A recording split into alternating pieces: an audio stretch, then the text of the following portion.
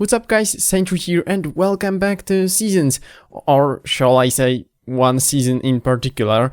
Yes, autumn has arrived. It's actually the 1st of October when I'm recording this intro, so yeah, it's very autumny, let's say.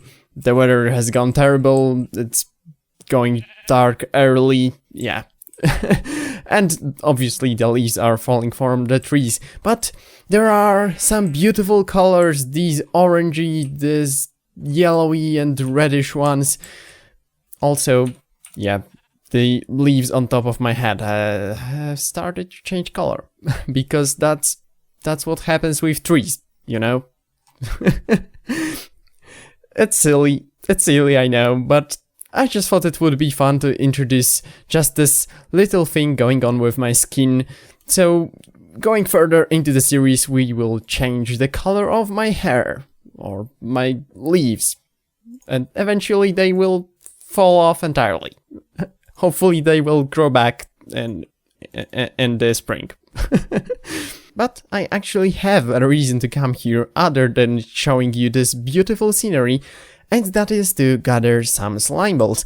I need them for the project that we will be doing in today's episode, and obviously without a slime farm, the only place I can get big quantities of that resource is a swamp biome. So, we need to wait for the nighttime to come and then kill some of these big cubes of sludge, or whatever they are.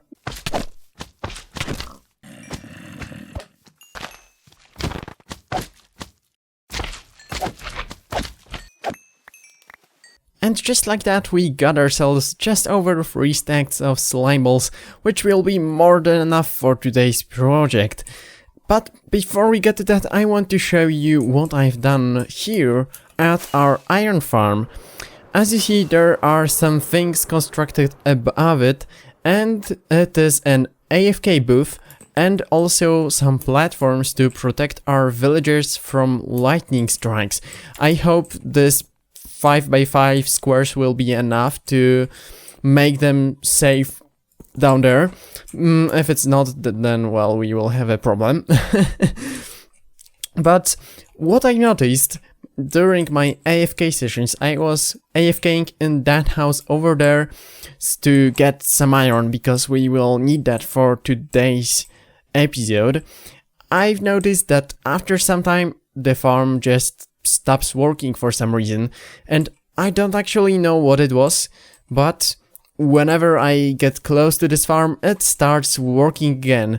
So I think, like, my most educated guess would be, and as a proof, there are some golems spawning, my guess is that we are outside the range of the pathfinding or the AI of the villagers. So basically there is a range in Minecraft that when you're outside of, the mobs stop pathfinding, they stop moving, and I think that causes the villagers to not be scared of the zombie inside, and therefore the farm is not spawning iron golems. So yeah, I hope that with this AFK booth here we will be able to get tons of iron. Well, it's a bit unfortunate that this farm is so far away now, because that means we will not be able to get iron at all times when we are working in the base. So yeah, maybe it's not because of what I think it is, because of the proximity issue. If you happen to know what causes that problem, then please inform me in the comments, because that help is much needed. But enough of the iron farm, let's get on to what we will be doing today. As you might have noticed, after I got my wings, I started to fly a lot, basically everywhere, because, well, that's just the best way of moving around your world in Minecraft, I believe. It's simple, you don't need much, you don't need any infrastructure at all to just fly away and go to your destination. You only need one thing to fly, and that is rockets, obviously, except the wings. But that's kind of obvious, isn't it? You need rockets to boost yourselves For them, you need 2 resources: paper, which is fairly easy to get, and gunpowder, which is not. Going out every night killing creepers is really not an option here, so what we need is a gunpowder farm, and this is precisely what we will be doing today. And yes, it will be a creeper only farm. I know you can build a general mob farm and it will supply you with basically enough gunpowder to last you to the end of your days, and also all the other stuff, but I don't think I need it that much, to be honest, yet, and I want to build such a farm in a different place in the future, so yeah. Here, today, I want to focus on getting the gunpowder we desperately need for our rockets, so yeah. I also happen to have a very cool design for the farm. I designed it myself, and it's really fun, I think. Obviously, it won't be the most efficient, the best one, but it's mine, I'm proud of it, and I really want to build it.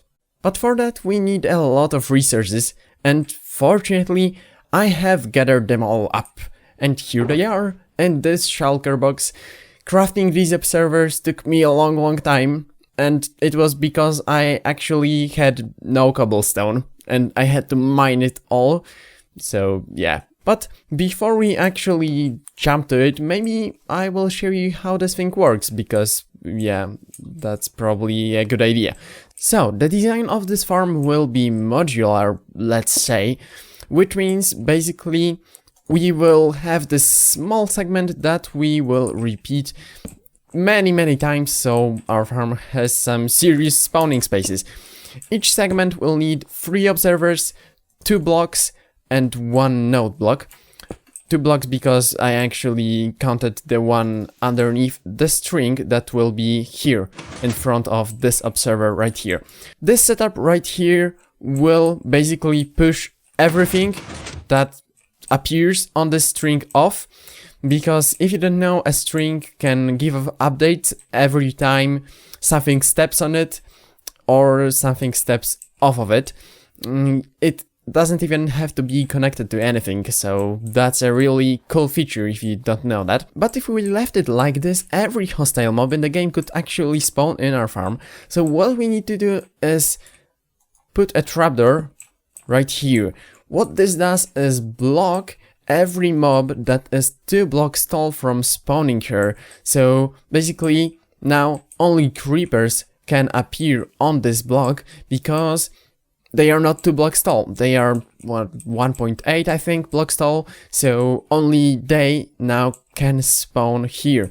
And obviously when they spawn right here, they will immediately get pushed off and fall down to their demise, where we will be obviously collecting all the drops. So that's basically the design. In the farm it will be just repeated over and over again. It's tileable, so we won't have any problems with that. So now I think we will jump to the super speed and build this all up. And as we watch the build unfold, I want to talk to you about designing your own redstone, especially farms. Obviously, redstone is a vital part of the game, but now that Minecraft has been around for so many years, it is really difficult to come up with something new, with a new solution of doing a farm of some sort, and for it to be better than what already exists, that what already was made by one of these redstone geniuses.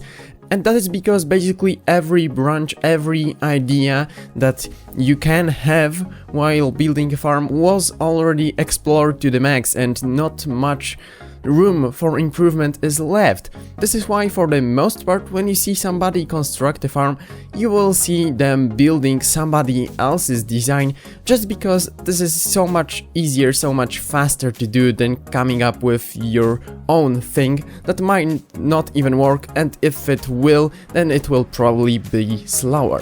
But I think this is not the right approach. For me, Minecraft was always about finding your own way in the world.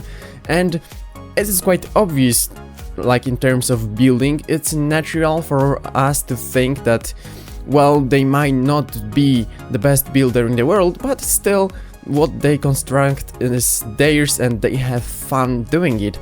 But in the redstone department, it is very often neglected. I feel like we have forgotten how much fun designing redstone farms can be, and we definitely do it too rarely.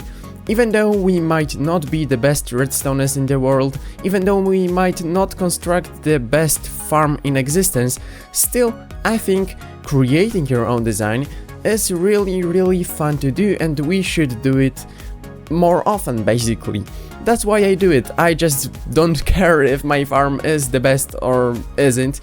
I just have fun doing it, and I really recommend it to everyone.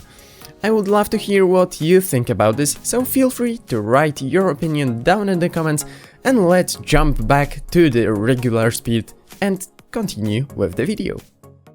I have just finished an AFK session above our farm, and it's time to check how many items we got. Let me double check if I have my wings on before I actually drop down. As you see, I have added an AFK booth all the way almost at the top of the world. So yeah, we can get our items down here without actually letting the mobs spawn in this all unlit area around it. Okay, so let's turn this thing on. As you see, here is the collection mechanism. It's really simple, just your classic unloader and a rail with a hopper minecart. Yeah. So I was AFK for about an hour, and we got 5 stacks of gunpowder. So that's really not bad. That will be 15 stacks of rockets. That should last me for a while. And obviously this farm will be turned on at all times as I'm working in my base. It won't be as efficient when I'm not up there, because obviously I will be loading all this area and all the caves down below, so there will be less mobs spawning inside, but it